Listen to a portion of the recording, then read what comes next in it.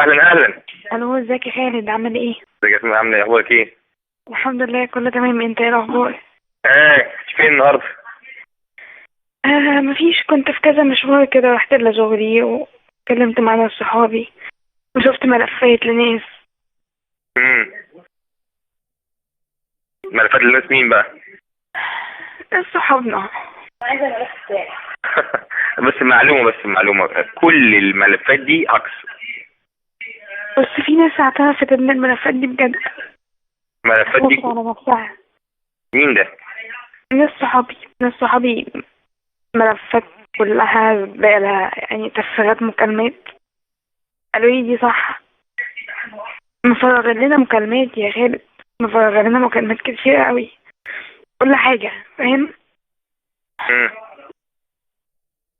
لان بس نفسي افهمه هو مين صح.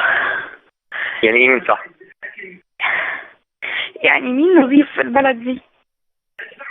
يعني مين اللي هيتي بايظ من اللي جنبيك؟ احمد ماهر مثلا؟ لا، ناس كتير مش مهم مين يعني، بس ناس كتير. ناس يعني انت كتير بتاخد فلوس بأسامينا، وناس كتير بتستغلنا، وناس كتير بتضحك علينا مش عارف. بص دي دقيقتين هكلمك تاني، اوكي؟ هقعد بس على الويتنج. ماشي باي ماشي. باي. مين صح؟ لحظة تجلي، اعتراف كامل. مين صح؟ مين نضيف في البلد دي؟ كل مصر يا أسماء نضيفة، فقط بس رفاقك.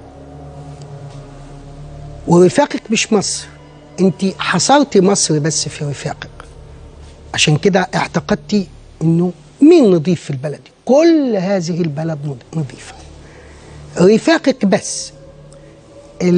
شوية الشباب اللي هانت عليهم بلدهم بس هم دول اللي مش نضاف.